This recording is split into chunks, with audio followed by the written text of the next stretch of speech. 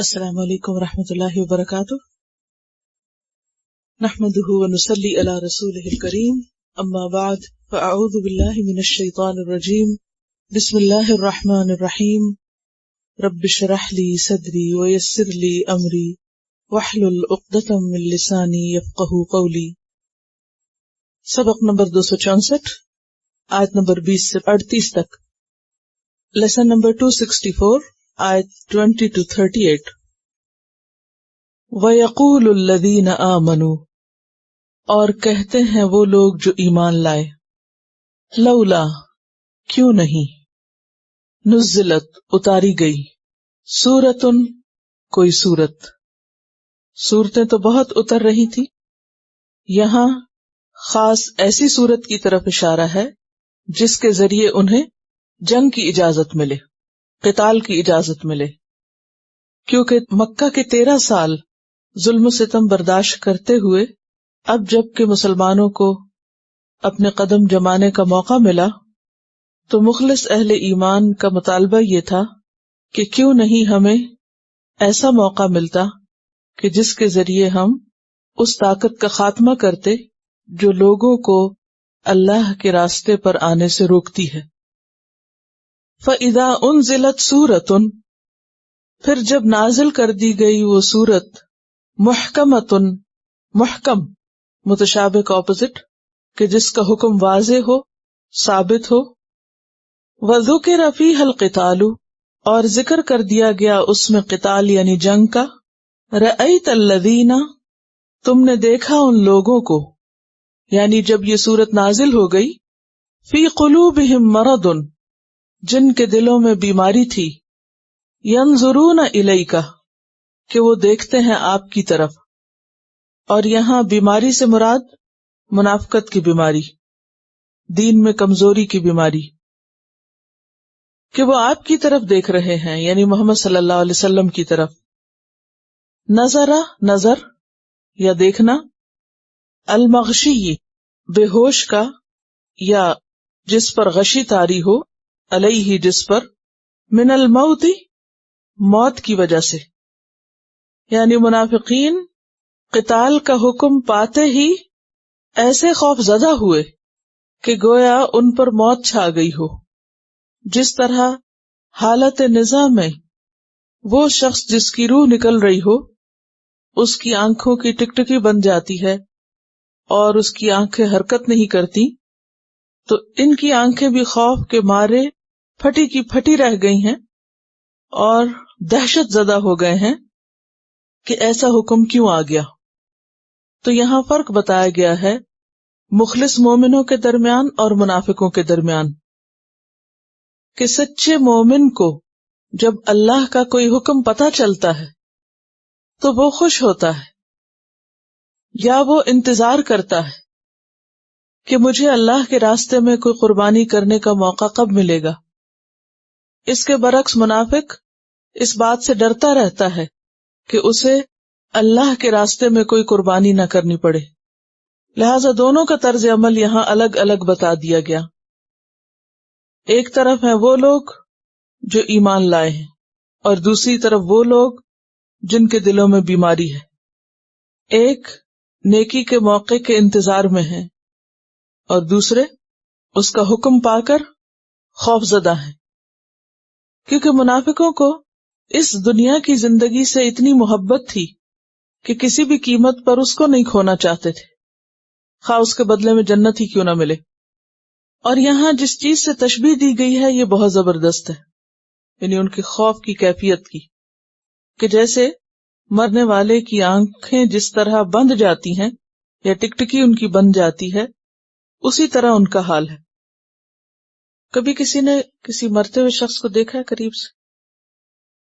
یہ کہتی ہیں کہ ان کی بھانجی کا بچہ تھا جو 3 بجے سے لے کر 8 بجے تک اس پر موت کی جو بے ہوشی طاری تھی، تو اس نے نظریں نہیں ملائی، یعنی اس کی آنکھیں مسلسل، اور وہ 9 ماہ کا بچہ، کیونکہ نبی صلی اللہ علیہ وسلم نے موت کی جو بے ہوشی ہے اس کا ذکر کرتے ہوئے فرمایا کہ ان للموت سکرات، کہ موت کی سکرات ہوتی ہیں، اور دعا بھی سکھائی کہ اللہم اعنی علی غمرات الموت و سکرات الموت، کہ موت کی جو بے ہوشی ہے اور موت کی جو سختی ہے وہ بہرحال اپنی جگہ پر ہے.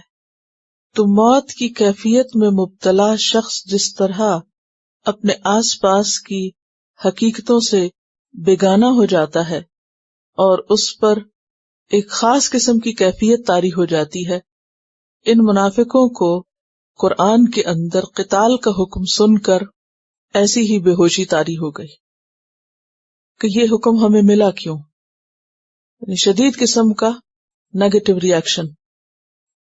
اور غشی کی کیفیت کیا ہوتی ہے؟ جب انسان کی عقل پہ پردہ پڑ جائے اور اس کے حواس کام نہ کریں، یعنی جب چیزیں اس کے بس سے باہر ہو جائیں. ایسا شخص نہ کھڑا ہو سکتا ہے، نہ بات کر سکتا ہے، نہ ہی حرکت کر سکتا ہے. اور بے ہوش کیوں ہوتا ہے انسان؟ کب ہوتا ہے؟ جب کسی صدمے سے دوچار ہو، خواہ چوٹ لگے یا کسی بات سے کوئی خوف ہو. تو یہاں منافقین کو اس سے تشبیہ دی. اس میں آپ دیکھیے کہ ہم اپنے آپ کو اس جگہ رکھ کر دیکھیں کہ اللہ کا کوئی حکم سن کر جو ہمیں مشکل لگتا ہو یا ہماری مرضی کے خلاف ہو یا ہمارا دل نہ چاہتا ہو اس پر عمل کرنے کو، تو ہمارا طرز عمل کیا ہوتا ہے؟ کیونکہ یہاں بے ہوشی سے بھی تشبیہ دی گئی نا. اور پھر بے ہوش شخص جو ہوتا ہے وہ کچھ سمجھتا نہیں ہے، کہ گویا اس نے سنا ہی نہ ہو، جیسے کوئی شوق میں چلا جائے کہ یہ کیا حکم آ گیا، یہ کیا بات ہو گئی. کیونکہ قتال میں ان کو اپنی موت نظر آتی تھی، تو موت سے پہلے ہی وہ مرنے کی کیفیت میں چلے گئے.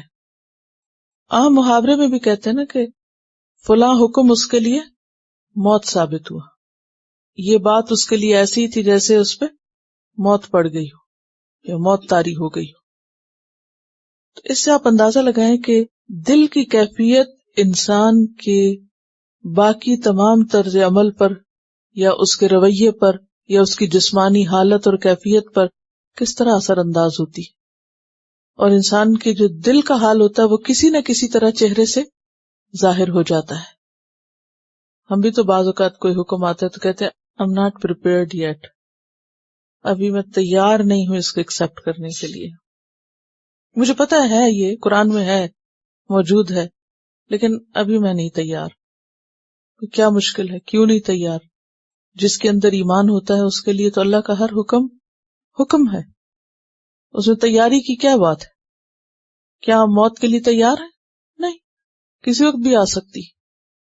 ایمان نام ہی تیاری کا ہے، اور اگر تیار نہیں تو پھر کیا ہے؟ وہ منافقت کی کیفیت ہے.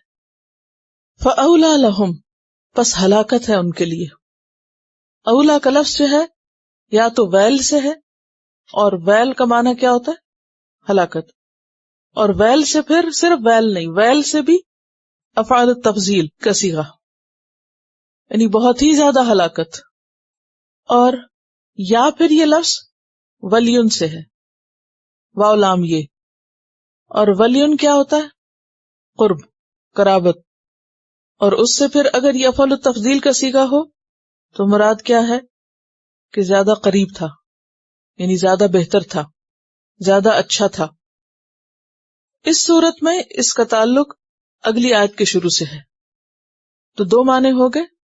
ایک معنی کیا ہے کہ جو اللہ کا حکم سن کر یہ رویہ اختیار کرے کہ ان پہ موت پڑ جائے، انہیں اللہ کا حکم اپنے لیے موت نظر آئے، تو ایسے لوگوں کے لیے کیا ہے؟ پھر موت ہی ہے. فَأَوْلَى لَهُمْ، ہلاکت ہے ان کے لیے. کیوں ہلاکت ہے؟ اللہ کا حکم سن کر اس طرح ریئیکٹ کرنا ہلاکت کا باعث کیوں ہے؟ کیونکہ اللہ کا تو ہر حکم انسان کو زندگی بخشتا ہے. یا ایھا الذین آمنوا استجیبوا للہ وللرسول اذا دعاکم لما یحییکم. اور جو شخص اللہ کی اطاعت نہ کرے، اصل ہلاکت پھر اس کے لیے ہے، نہ ماننے والے کے لیے ہے. تو اس لیے یہ نہیں کہا ویل لہم، کہا اولا لہم. یہ مرنے لگتے ہیں اللہ کی بات سن کر، ان کے لیے موت ہی اچھی ہے، ہلاکت میں پڑیں یہ. ایک معنی یہ ہوگا. اور دوسرا معنی اولا کا کیا؟ کہ ایسے لوگ یہ طرز عمل اختیار کرنے کی بجائے کیا کرتے؟ بہتر تھا کہ یوں کہتے طاعتن ہم اطاعت کریں گے، وقول معروف اور قول معروف کہتے. زیادہ بہتر کیا تھا؟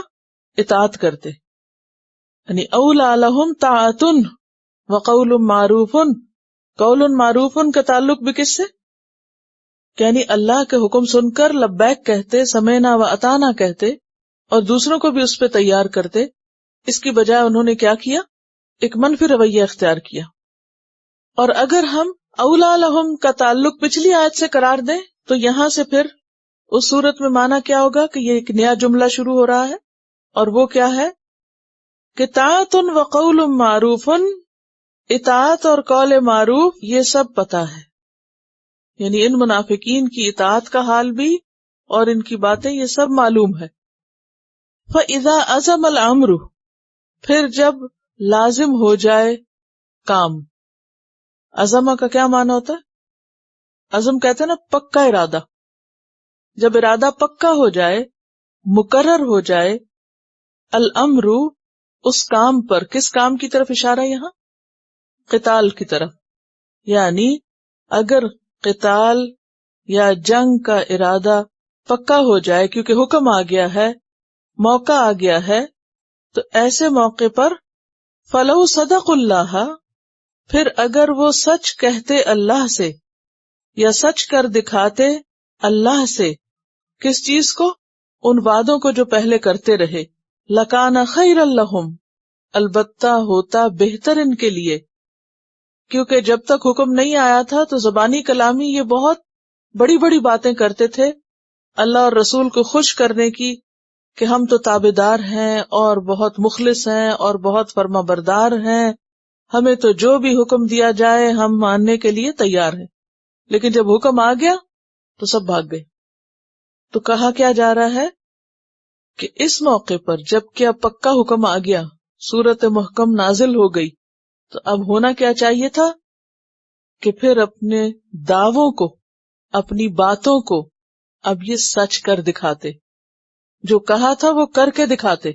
یہی صورت ان کے لیے بہتر تھی. فَهَلْ أَسَيْتُمْ، پھر کیا تم اندیشہ رکھتے ہو. فَهَلْ أَسَيْتُمْ کا معنی لَعَلَّكُمْ، یعنی شاید کہ تم کے معنوں میں بھی آتا ہے. عصا کا لفظ جو ہے یہ فعل جامد ہے اور اس کے 3 استعمال ہوتے ہیں، یعنی 3 طرح سے استعمال ہوتا ہے. نمبر 1 فعل ماضی کی شکل میں اور ساتھ ہی فاعل بھی مذکور ہو، جیسے عصا زیدن. نمبر 2 فعل ماضی اور فاعل یا مفعول مذکور نہ ہو.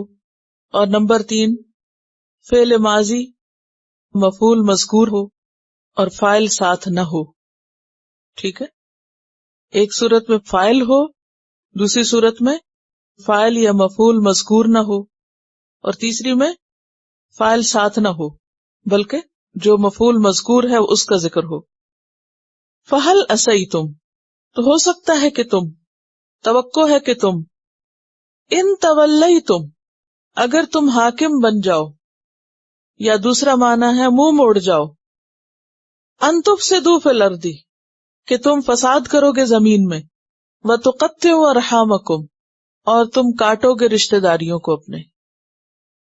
اب یہاں تولیتم کے 2 معنی. ایک معنی کیا ہے؟ حاکم بنو، اور دوسرا منہ موڑو.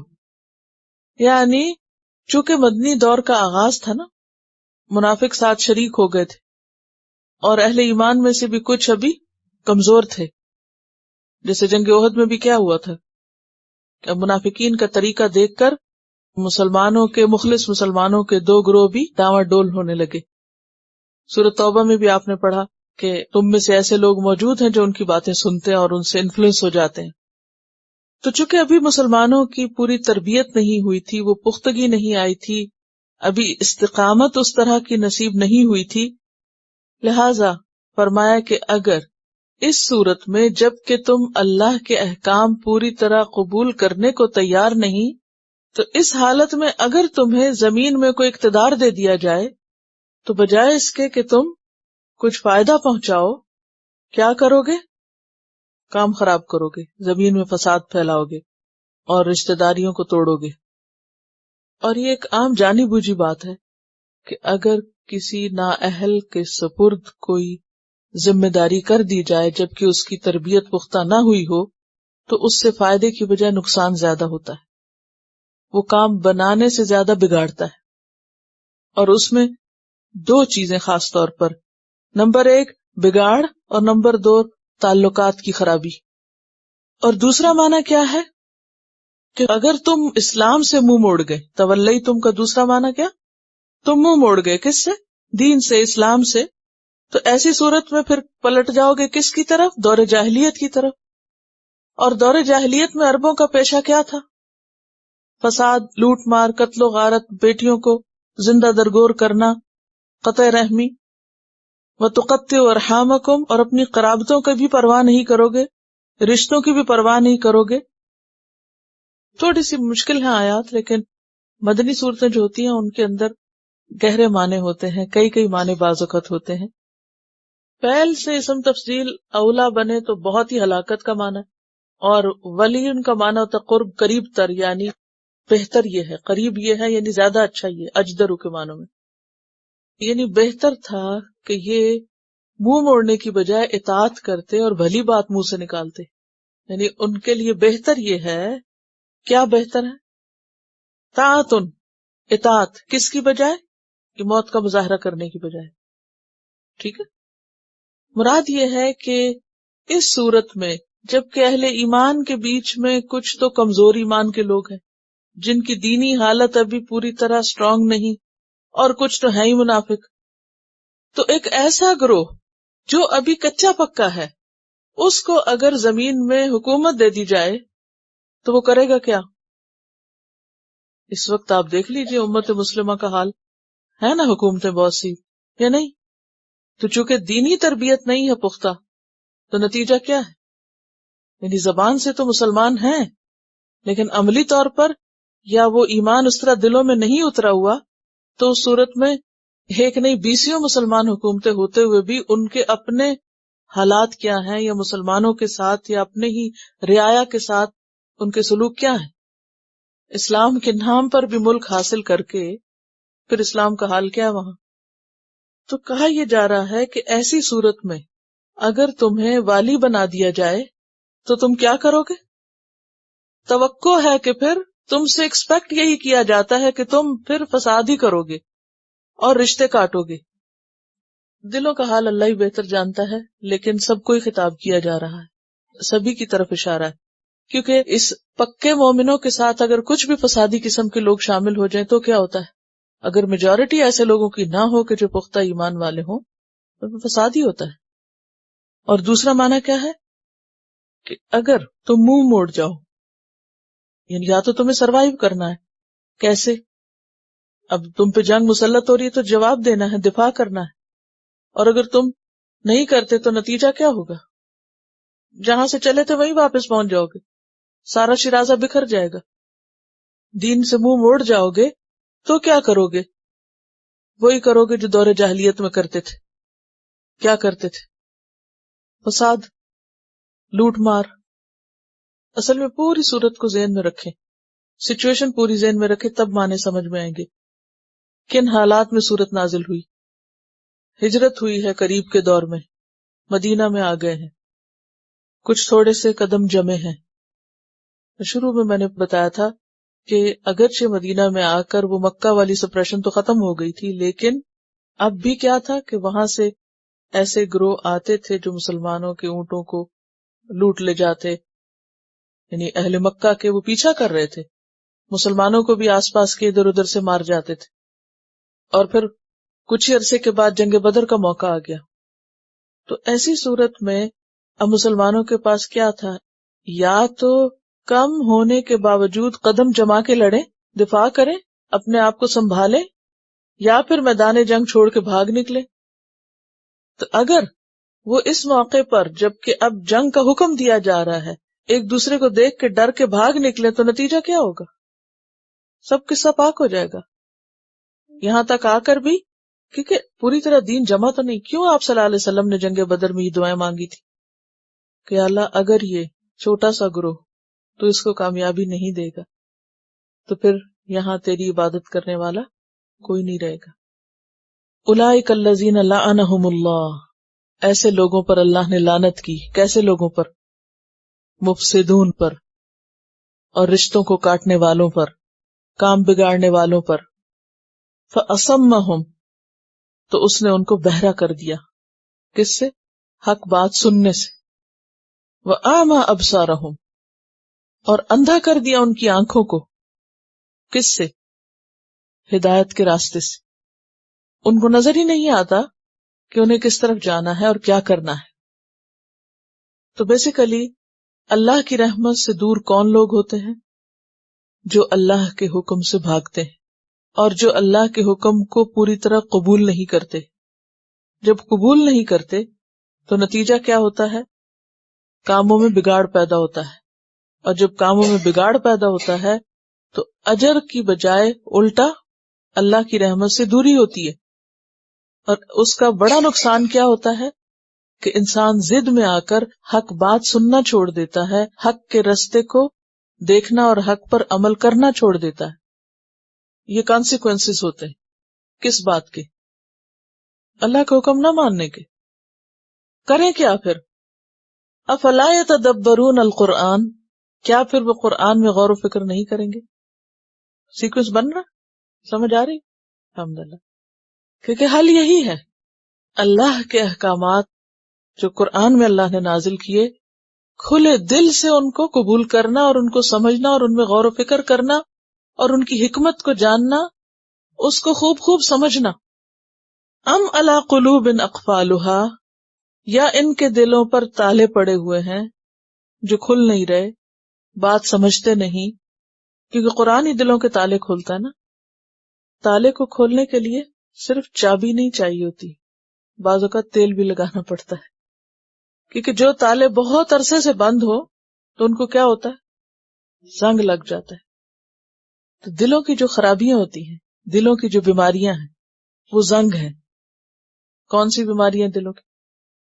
حسد، نفرت، بغض، کینہ، عداوت، ریاکاری اور پرائیڈ، ایروگنس اور خود پسندی، اور اس طرح کی تمام چیزیں جو ہیں یہ کیا ہیں؟ اقفال. ایک قفل نہیں کہا، اقفال کہا ہے. تالوں پہ تالے چڑھے ہوئے ہیں، بہت سے تالے ہیں، زنگ پہ زنگ ہے. اور ایک ایک آیت کیا کرتی ہے؟ ایک ایک تالا کھولتی ہے. کھلتے کھلتے کھلتے کھلتے کہیں جا کے کھلتے ہیں. اور یہ کب ہوتا ہے؟ جب قرآن میں تدبر ہوتا ہے. اور تدبر کا کیا مطلب؟ تدبر کا لفظ دبر سے. دبر کس کو کہتے ہیں؟ یعنی پیچھا کرنا. تدبر محض ایک دفعہ ترجمہ یاد کرنا یا ایک دفعہ تشریح لکھ لینا یہ نہیں ہوتا. یعنی اس پر پونڈر کرنا اور اس کو لفظ لفظ بھی سمجھنا، پھر آیت آیت سمجھنا، پھر آیتوں کو باہم ساتھ لے کے چلنا، پھر پوری پوری سورت کو سامنے رکھ کے دیکھنا، پھر ایک سورت کو دوسرے کے ساتھ ملا کر دیکھنا، اور پھر ان سب چیزوں کو اپنے حالات کے ساتھ اور ڈے ٹو ڈے لائف کے ساتھ کمپیئر کر کے دیکھنا. پھر جا کے اپنی غلطی سمجھ آتی ہے. پھر انسان اپنے آپ کو اللہ کے حوالے کرتا ہے، آمنا و صدقنا کہتا ہے، پھر تالا کھلتا ہے. پھر ایسے لگتا ہے کہ جیسے اب بات سمجھ میں آئی. اور وہ یقین کی جو کیفیت ہوتی ہے وہ انسان سے عمل کرواتی ہے، خواہ پھر اپنی مرضی کے خلاف کوئی ہو یا کسی کے. پھر انسان کو پرواہ نہیں ہوتی، پھر انسان چل پڑتا ہے. ان الذین ارتدوا، بے شک وہ لوگ جو پھر گئے. ارتدہ کا کیا معنی ہوتا ہے؟ پیٹھ دے کے پھر جانا، یعنی راہ ارتداد اختیار کرنا یا پیٹھ موڑ کے چلے جانا. علی ادبارہم، اپنی پیٹھوں پر. کب؟ من بعد ما تبین لہم الہدی، اس کے بعد کہ ان کے لیے واضح ہو گئی ہدایت. ہدایت کے واضح ہونے کے بعد جو لوگ منہ موڑ کے چلے گئے، پیٹھ پھیر کے چلے گئے، اور بات سمجھ میں آنے کے باوجود انہوں نے اس کو ایک طرف رکھ دیا، تو اس کی وجہ کیا ہے؟ کیوں لوگ قرآن کی طرف آ کر پھر چلے جاتے ہیں؟ کیوں چھوڑ دیتے ہیں؟ الشیطان سول لہم، شیطان نے ان کے لیے یہ سب آسان کر دیا ہے. یعنی شیطان کے پنجے میں آ جاتے ہیں، شیطان کے دھوکے میں آ جاتے ہیں. وَأَمْلَى لَهُمْ، اور ان کے لیے امیدیں لمبی کر دی ہیں.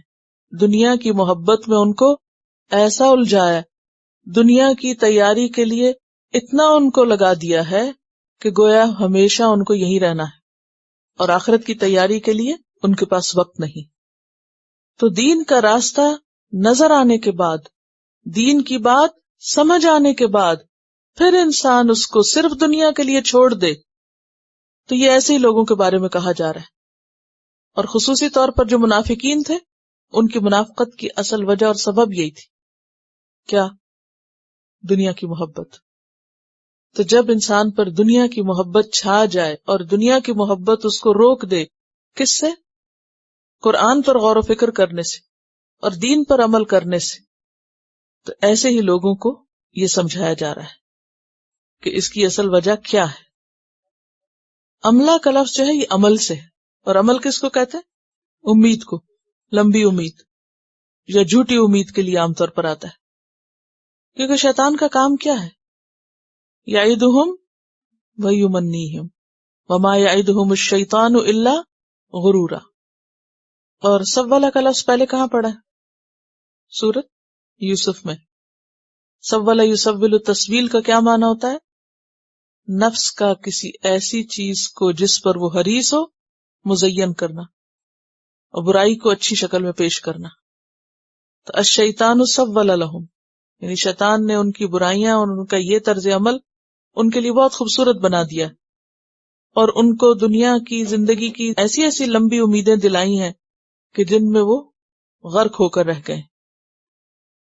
ذالک، یہ کیا؟ یہ بھٹکنا، رستہ گم کر بیٹھنا. دلال لکھ لیں اگر اس کے نیچے تو آسانی ہوگی، کیونکہ پیچھے ہدا کی بات آئی نا. من بعد ما تبین لہم الہدا، تو جس پر ہدایت واضح ہو جائے، نظر آ جائے اس کو، پھر وہ اس کو چھوڑ کے کہیں اور چل پڑے تو وہ کیا ہے؟ راستہ بھول گیا نا، دلال ہے. ذالک، یہ گمراہی، یہ بھٹکنا اور شیطان کا ان کو بھٹکانا. یہ بھٹکنا بھٹکانا کیوں ہوا؟ شیطان ان کو بھٹکانے میں کیوں کامیاب ہوا؟ بِأَنَّهُمْ، بوجہ اس کے کہ بے شک وہ، قالو کہتے ہیں، للذین، ان لوگوں سے، کرہو، جنہوں نے ناپسند کیا، کس کو؟ ما نزل اللہ، جو اللہ نے اتارا. سنطیعکم، ان قریب ہم اطاعت کریں گے تمہاری، فی بعض الامر، بعض معاملات میں، واللہ یعلم اسرارہم، اور اللہ جانتا ہے ان کے رازوں کو، چھپی ہوئی باتوں کو. اب کون ہیں کہنے والے؟ منافقین. کس سے؟ للذین کرہوا ما نزل اللہ، مشرکین یا اہل کتاب جو مدینہ میں موجود تھے ان سے کہتے ہیں کہ ٹھیک ہے ہم مسلمان ہیں، لیکن بعض باتیں ہم ان کی نہیں تمہاری مانیں گے. سنطیعکم فی بعض الامر اذا لقوا الذین آمنوا قالوا آمنا واذا خلوا الی شیاطینہم قالوا انا معکم انما نحن مستہزئون. کہ ٹھیک ہے ہم نبی کی مجلس میں جاتے ہیں، ہم ان کی باتیں سنتے ہیں، لیکن کوئی ضروری ہے کہ ہم ساری ان کی باتیں مان لیں؟ اور یہ بھلا کیا بات ہوئی کہ جو وہ کہیں وہ ہم سنیں اور ہم مان لیں؟ تم فکر نہیں کرو، ہم بعض باتیں تمہاری مانیں گے. ڈبل فیس لوگ ہیں نا، دو رخے. ایمان والوں کے پاس آتے ہیں تو بہت ہی عزت ادب کے ساتھ کہ ہم تمہارے وفادار ہیں، اور جب وہاں جاتے ہیں تو کیا کہتے ہیں؟ سب نہیں مانیں گے، ہم تمہارے ساتھ بھی ہیں، کچھ تمہاری بھی مانیں گے. اور ان کا طریقہ کیا تھا؟ دونوں طرف کو راضی رکھنے کی کوشش کرتے تھے. کس لیے؟ ہر ایک سے بنا کے رکھتے تھے تاکہ دونوں طرف کے فائدے اٹھا سکے. لیکن حقیقت میں یہ کس کے تھے پھر؟ مذبذبین بین ذالک، لا الہ ہؤلاء ولا الہ ہؤلاء، نہ ادھر کے تھے نہ ادھر کے تھے. اللہ تعالیٰ فرماتے ہیں واللہ یعلم اسرارہم، ان کی یہ چھپ چھپ کے کی ہوئی ساری باتیں اللہ کو پتہ ہے. یہ باب افعال ہے، یعنی چھپانا ان کا، یعنی چھپ کے کی ہوئی باتیں ان کی، یہ مراد ہے. یعنی منافقین، الم تر الی الذین نافقوا یقولون، تو قالو کون ہوئے؟ منافقین. اور کس سے کہتے ہیں؟ مشرکین سے تو کہتے ہیں، لیکن اس آیت کی روح سے اہل کتاب میں سے، یہود سے کہتے ہیں لِإِخْوَانِهِمُ الَّذِينَ كَفَرُوا مِنْ أَهْلِ الْكِتَابِ، اہل کتاب میں سے جو لوگ نبی صلی اللہ علیہ وسلم کو نہیں مانتے ان سے جا دوستی کرتے اور ان کو اپنے تعاون کی یقین دہانی کراتے اور ان کو کہتے ہیں کہ اگر تمہیں مدینہ سے نکالا گیا تو ہم ساتھ ہیں تمہارے، ہم بھی نکل جائیں گے، اور اگر تم سے جنگ کی گئی تو ہم تمہارا ساتھ دیں گے، ان کا نہیں دیں گے۔ لیکن بنو قینقاع کو نکالا گیا اور باقی قبائل کو بھی کہاں نکلے تھے یہ ساتھ، کسی کا بھی ساتھ نہیں دیا، ان کے ساتھ بھی منافقت کی۔ اسی لیے تو قرآن کہتا ہے لا الہ ہؤلاء ولا الہ ہؤلاء، جو شخص آپ کو دھوکہ دیتا ہے نا وہ دوسرے کو بھی دے سکتا ہے، اور جو دوسرے کو دیتا ہے وہ آپ کو بھی دے گا۔ کہ جس شخص کی زندگی میں کوئی اصول نہ ہو وہ قابل اعتبار نہیں ہوتا۔ تو منافقوں کی اصل مشکل کیا تھی؟ یہ قابل اعتبار نہیں تھے، ٹرسٹ وردی نہیں تھے۔ واللہ یعلم اسرارہم فکیف اذا توفتہم الملائکۃ، پھر کیا گزرے گی، کیا حال ہوگا ان کا جب فوت کریں گے ان کو فرشتے، فرشتے ان کی جان نکالنے آئیں گے تو کیا بنے گی؟ یضربون وجوہہم، وہ ماریں گے ان کے چہروں پہ، وہ ادبارہم، اور ان کی پیٹھوں پہ۔ سورۃ الانعام میں بھی آتا ہے اور سورۃ الاعراف میں یہ مضمون۔ انعام میں آتا ہے وَلَوْ تَرَىٰ إِذِ الظَّالِمُونَ فِي غَمَرَاتِ الْمَوْتِ، کاش تم دیکھ سکو جب یہ ظالم موت کی بے ہوشیوں میں ہوتے۔ وَالْمَلَائِكَةُ بَاسِطُو أَيْدِيهِمْ، اور ملائکہ اپنے ہاتھ ان کی طرف بڑھاتے ہیں اور ان سے کیا کہتے ہیں؟ نکالو اپنی جانیں۔ الْيَوْمَ تُجْزَوْنَ عَذَابَ الْهُونِ، آج تم کو رسوا کن عذاب دیا جائے گا۔ اور سورۃ انفال میں وَلَوْ تَرَىٰ إِذْ يَتَوَفَّى الَّذِينَ كَفَرُوا الْمَلَائِكَةُ يَضْرِبُونَ وُجُوهَهُمْ وَأَدْبَارَهُمْ، کہ ان کے چہروں اور پیٹھوں پہ مارتے ہیں۔ کس سے؟ لوہے کے گرز اور ایسی چیزوں سے، وہ بظاہر انسان کو نظر نہیں آتا لیکن اللہ کی بات سچی ہے کہ وہ ان کو مار رہے ہوتے ہیں۔ یہ موت کے وقت ان کو مار کیوں پڑتی ہے؟ ان کے اس جھوٹ اور منافقت اور دھوکے بازی اور دو رخی پالیسی کی وجہ سے۔ یعنی دنیا میں تو یہ بہت ہوشیار بنے ہوئے ہیں مفاد پرست لوگ، لیکن ان کی یہ آزادی سب چھن جائے گی جس وقت موت کا فرشتہ پہنچے گا ان کے پاس۔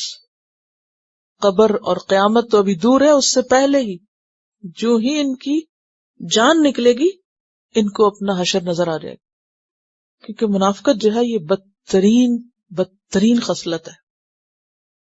ذالک، یہ سب کیا؟ یہ مار کیوں پڑے گی ان کو؟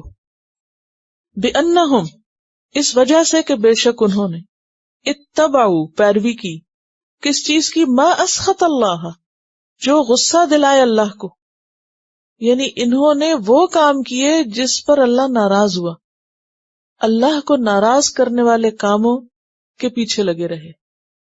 وَكَرِهُ، اور انہوں نے ناپسند کیا، رضوانہ، اس کی رضامندی کو، کس کی؟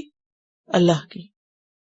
فَأَحْبَطَ أَعْمَالَهُمْ، تو اللہ نے ان کے اعمال کو ضائع کر دیا، اللہ نے ان کے عمل ضائع کر دیے۔ کون سے؟ جو انسان ہونے کے ناطے کوئی اچھے کام کیے بھی تھے، کیونکہ برے سے برا انسان بھی کچھ کام اچھے کر ہی لیتا ہے۔ تو اس سے کیا پتہ چلتا ہے کہ اعمال کے ضائع ہونے کا ایک سبب اور کیا ہے؟ وہ کام کرنا جو اللہ کو غصہ دلائیں، اللہ کو ناراض کرنے والے کام کرنا، اور اللہ کی رضا کی پرواہ نہ کرنا، اللہ کی رضامندی کو پس پش ڈال دینا۔ کل سے ہم بار بار پڑھ رہے ہیں اعمال کے ضائع ہونے کی بات، ہفتے اعمال کی بات اس صورت میں آتی ہے بار بار، اور یہ بہت سکیری چیز ہے نا۔ بعض اوقات انسان نیکی کے جذبے سے، کسی کی مدد کرنے کے جذبے سے، کسی کام کے اچھے کام کے شوق میں بڑے بڑے قربانیاں کرتا ہے، اپنا وقت لگاتا ہے، مال خرچ کرتا ہے، لیکن کیا ہوتا ہے؟ نتیجہ کیا نکلتا ہے؟ اس کے ساتھ ساتھ وہ کچھ ایسے کام بھی کرتا ہے کہ جس کے نتیجے میں باقی سب کچھ ضائع ہو جاتا ہے۔ نیکی کرنا اگرچہ مشکل ہے، لیکن اس سے زیادہ مشکل اس کی حفاظت ہے۔ بعض اوقات انسان بہت خلوص کے ساتھ ایک بہت اچھا کام کرتا ہے، شیطان تو جل بھن کے رہ جاتا ہے، اچھا یہ شخص یہ میرے ہاتھ سے نکل رہا ہے، اس نے یہ کچھ کر لیا، اب دیکھو میں اس کا کیسے کماتا ہوں. پھر وہ مسلسل اس پہ ورک کرتا ہے، اس کے دل میں آ کے وسوسے ڈالتا ہے، برے برے خیال ڈالتا ہے، پھر اس سے کوئی ایسی باتیں منہ سے نکلواتا ہے یا ایسے عمل کروا دیتا ہے کہ اس سے کیا ہوتا ہے، سب کیا دھرا صفا ہو جاتا ہے. جیسے انسان لا تبطلوا صدقاتکم بالمن والاذی، کہ انسان صدقہ کرتا ہے اللہ کے راستے میں اور اس وقت اس کی نیت بھی بڑی اچھی ہوتی ہے، وہ بڑے خشوع و خضوع کے ساتھ بہت کچھ کر لیتا ہے. پھر کیا ہوتا ہے، رت بدلتی، حالات بدلتے، موسم بدلتا ہے. اب جس کو کچھ دیا ہوتا ہے اس کے ساتھ کوئی ناراضگی آ جاتی ہے دل میں، یا اس سے کوئی تکلیف پہنچ جاتی ہے. بعض اوقات ایسا ہوتا ہے نا کہ آپ کسی کے ساتھ بھلا کرتے ہیں اور وہ انسان ہے، غلطی ہو گئی، کمزوری ہو گئی اس سے، وہ کوئی گستاخی کر بیٹھتا ہے. اب آپ کو کیا یاد آ جاتا ہے، اپنی نیکی، کہ میں نے تو اس کے ساتھ یہ کیا تھا اور اس نے میرے ساتھ کیا کیا. اب آپ سے صبر نہیں ہوتا، اب آپ لے کے بیٹھ جاتے ہیں کس کو، اپنے دائیں بائیں والوں کو، ان کو بھی ساتھ میں لا لیتے ہیں. وہ پھر آپ کو مشورے دیتے ہیں کہ تم کیوں اتنی بدھو بنتی ہو، تم اس کو یہ اور یہ سناؤ جا کے. آپ کو ہمت آ جاتی کہ ہاں بالکل ٹھیک مشورہ، یہی تو میرے خیر خواہ. پھر آپ وہ جو شرم کی جھجک کے مارے آپ نے نہیں کہنا تھا کسی کو کچھ، پھر آپ دلیر ہو جاتے ہیں، پھر آپ جا سناتے ہیں دوسرے، سب کیا کرائے ضائع. تو برے دوست، بری مجلس اور شیطان کے وسوسے، یہ سارے مل جل کر انسان کے اعمال کو برباد کرنے کے لیے کافی ہو جاتے ہیں. بعض اوقات شیطان انسان کا مددگار بن جاتا ہے بہت سے اچھے کام کروانے کو، اس کو خوب خوب اکساتا ہے کہ ٹھیک ہے اور کرو اور کرو. اور اس کی نیت کیا ہوتی ہے کہ جب یہ بہت کچھ کر لے گا تو پھر ایسا کراؤں گا کہ سارا ضائع کرو. کیونکہ دشمن ہے نا، کیونکہ دشمن کیا چاہتا ہے، کیسے مارے، بہت تھکا کے. تو یہ شیطان دشمن جو ہے یہ انسان کو اتنی آسانی سے نہیں چھوڑتا، وہ ہر حال میں اپنا کام کر کے رہتا ہے، الا یہ کہ واقعی کسی کے ساتھ اللہ کی مدد ہو اور اللہ کے ڈر سے انسان اپنی زبان کو بھی پکڑ کے رکھے اور اپنے اعمال کے اوپر نظر رکھے اور حفاظت کرے. اور ان سارے اعمال کی تفصیل ہم کو پتہ ہونی چاہیے کہ جو ہماری نیکیوں کو ضائع کرنے والے ہیں، کہ وہ کیا کیا چیزیں ہیں جو نیکیاں برباد کر دیتی ہیں. ام حسب الذین فی قلوبہم مرض، کیا سمجھ رکھا ہے ان لوگوں نے جن کے دلوں میں کوئی مرض ہے، لن یخرج اللہ اضغانہم، کہ اللہ ہرگز نہ نکالے گا ان کے کینے. یہ اللہ کا طریقہ نہیں. اللہ مختلف طریقوں سے بندوں کے اندر کے حال باہر لے آتا ہے، اندر کی کیفیات باہر نکال دیتا ہے. یہ منافقین کیا سمجھتے ہیں کہ اللہ ان کے دلوں کی باتیں کھول نہ دے گا، ان کے اندر کی کیفیت ظاہر نہ ہوگی، اللہ ان کے کینے، ان کی نفرتیں دین کے خلاف، دین والوں کے خلاف نکال کے باہر نہ لائے گا؟ کیا وہ ظاہر نہ ہوں گی؟ وہ ظاہر کر دے گا. کتنی سکیری بات ہے. بعض اوقات انسان دوسرے کو دھوکہ دیتا ہے، دل میں کچھ ہوتا ہے، زبان پہ کچھ ہوتا ہے، اندر کچھ ہوتا ہے، باہر کچھ ہوتا ہے، اور وہ سمجھتا ہے میں بہت سمارٹ ہوں، میں تو کسی کو ہوا نہیں لگنے دیتا کہ میں کیا سوچتا ہوں کسی کے خلاف، یہ کیا کیا پلان کرتا ہوں. لیکن ہوتا کیا ہے، اللہ تعالیٰ ایسے اسباب پیدا کر دیتا ہے، بندے کو اس طرح لا گھیرتا ہے کہ جو دل میں تو منہ پہ آ جاتا ہے، نکل آتا ہے، باہر آ جاتا ہے. اور خاص طور پر کب؟ جب مرضی کے خلاف حالات ہو، مرضی کے خلاف کوئی چیز سامنے آئے.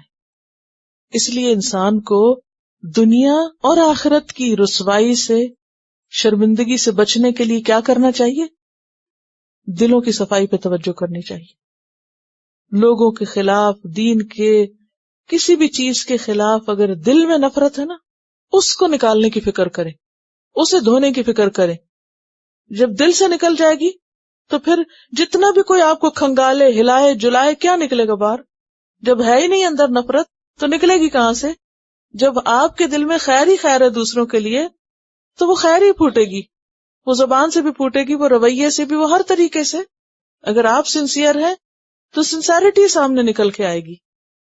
لیکن اگر اندر خرابی ہے تو وہ ون وے اور دی ادر نکل آئے گی. کیونکہ انسان ذرا سا غافل ہوتا ہے تو اس کے منہ سے ایسی ایسی باتیں سلپ ہو جاتی ہیں کہ جس سے سب حقیقت سمجھ آ جاتی ہے، یا طرز عمل سے، یا معاملے سے، یا رویے سے، یا سامنے یا پیٹھ پیچھے غیبت سے یا کہیں نہ کہیں سے وہ لیک ہو جاتا ہے. تو اب انداز دیکھیں، اللہ تعالیٰ فرماتے ہیں ام حسب الذین فی قلوبہم مرض، کیا سمجھ رکھا ہے ان لوگوں نے جن کے دلوں میں بیماری ہے، منافقت بھری ہوئی ہے، اور وہی بیماریاں جو دلوں کے تالے بنے ہوئے ہیں، حسد ہے، نفرت ہے، بغض ہے، کینہ ہے، ریاکاری ہے. اللہ یخرج اللہ اضغانہم، اللہ باہر نہیں نکالے گا ان کے یہ سارے کینے، کیا وہ ظاہر نہیں کرے گا؟ اضغان کا لفظ جو ہے نا یہ زغن سے، ضاد غین نون، چھپے وہ کینے کو کہتے ہیں. اور کینہ کیا ہوتا ہے؟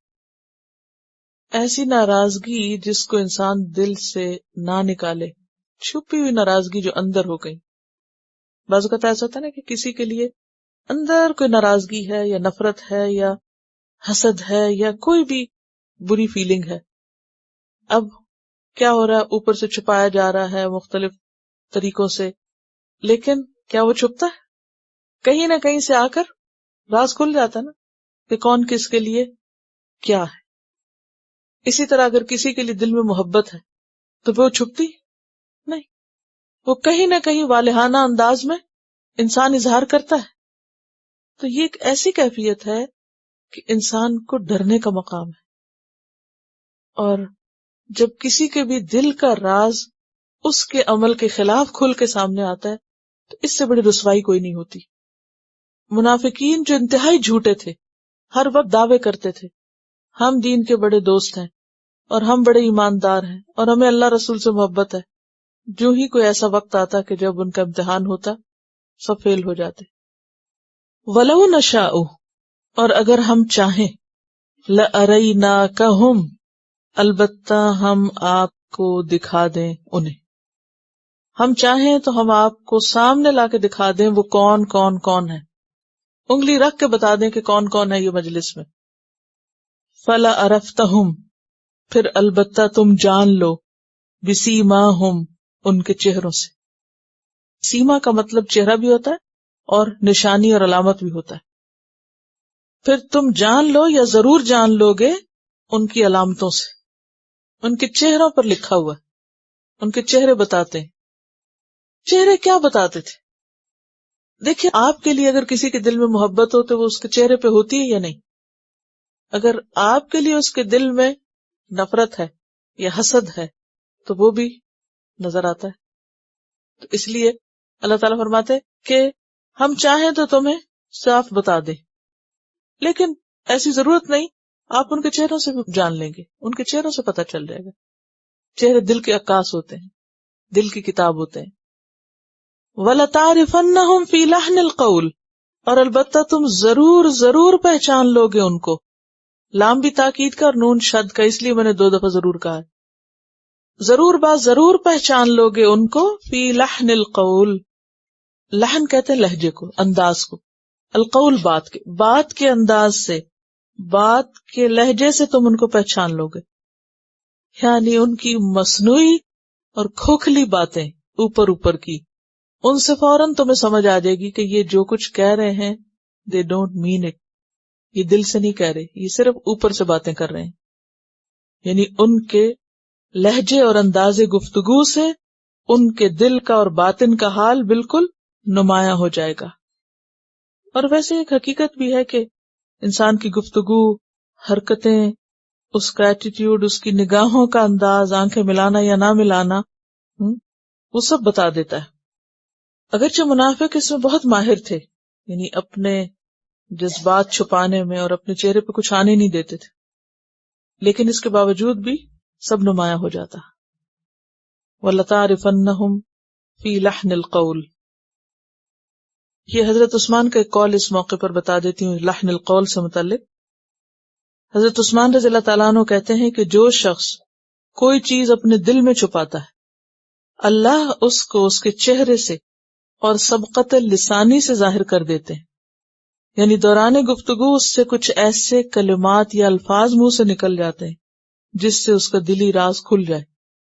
اور جو شخص کوئی چیز اپنے دل میں چھپاتا ہے، اللہ اس کو اس کے چہرے سے اور سبقت لسانی سے ظاہر کر دیتے ہیں. یعنی مراد اس سے کیا ہے کہ انسان جب کوئی چیز دل میں چھپائے ہوئے ہوتا ہے تو کسی نہ کسی طرح وہ ظاہر ہو ہی جاتی ہے، نکل آتی. واللہ یعلم اعمالکم، اور اللہ جانتا ہے تمہارے اعمال، تو پھر خوب تمہیں جزا دے گا جو بھی تم کر رہے ہو. وَلَنَبْلُوَنَّكُمْ، اور البتہ ہم ضرور آزمائیں گے تم کو، امتحان لیں گے تمہارا. حَتَّى نَعْلَمَ الْمُجَاهِدِينَ مِنْكُمْ وَالصَّابِرِينَ، یہاں تک کہ ہم جان لیں کس کو؟ مجاہدین کو، منکم تم میں سے، والصابرین اور صبر کرنے والوں کو. وَنَبْلُوَ أَخْبَارَكُمْ، اور ہم آزماتے رہیں گے تمہاری خبریں. یعنی یہ امتحان ایک دفعہ نہیں، بار بار ہوتا رہے گا، جس سے تمہارے دلوں کے راز کھل کے سامنے آ جائیں گے. اللہ چونکہ دلوں کے حال جانتا ہے، لہذا اللہ تعالیٰ انسان کو ایسی سچویشنز میں ڈالتا ہے کہ بندہ وہاں ٹریپ ہو کے خود ہی کھل جاتا ہے. منافقین کیسے کھلتے تھے؟ ہر کچھ عرصے کے بعد جنگ کی دعوت ہوتی، اب وہ جو ہی اعلان جنگ ہوتا تھا تو ان کے اوپر موت پڑ جاتی تھی. اور پھر ایک اور امتحان آ گیا، ایک اور کام آ گیا، ایک اور مصیبت پڑ گئی، تو فوراً ایک کے بعد ایک آزمائش نے ان کو کھول کے رکھ دیا. ان الذین کفروا، پھر آخر کار سب سے زیادہ کس میں کھل گئے تھے؟ کون سی جنگ میں؟ جنگ تبوک میں. اور اس سورت کو تو سورت توبہ کے علاوہ الفاتحہ بھی کہا جاتا ہے کہ ان کے حالات کھولنے والی، ان کو رسوا کرنے والی. ان الذین کفروا، بے شک وہ لوگ جنہوں نے کفر کیا، وصدوا عن سبیل اللہ، اور انہوں نے اللہ کے راستے سے روکا، اشارہ مدینہ کے اہل کتاب کی طرف. وشاقوا الرسول، اور مخالفت کی رسول کی. شاقو کا لفظ کس سے ہے؟ شق سے. شق کس کو کہتے ہیں؟ ٹکڑے ٹکڑے ہونا. شق القمر، جس میں چاند ٹوٹ کے 2 حصے ہو گیا تھا. تو شاق الرسول یعنی رسول کی مخالفت کی، رسول سے پھٹ کے الگ ہو گئے اور پھر آپ کے مخالف ہو گئے. من بعد ما تبین لهم الہدی، اس کے بعد کہ ہدایت ان کے لیے واضح ہو گئی. منافقین ہی کی طرف اشارہ ہے بنیادی طور پر. لن یضر اللہ شیئا، ہرگز نہیں نقصان دے سکتے اللہ کو کچھ بھی. عام طور پر انسان ڈرتا ہے کس سے؟ مخالفت سے، یا نہیں کہ مجھے کوئی اپوز کرے. لیکن بات یہ ہے کہ آج تک مخالفتوں سے دین کا کام نہیں رکا کبھی، اگر وہ خلوص کے ساتھ کیا جا رہا ہو. ہاں اگر خلوص نہ ہو تو پھر تو کچھ بھی قبول نہیں نا. قوم نوح برباد ہوئی اپنے پیغمبر کا مقابلہ کرتے ہوئے. کون بچے؟ میجورٹی یا مائنورٹی؟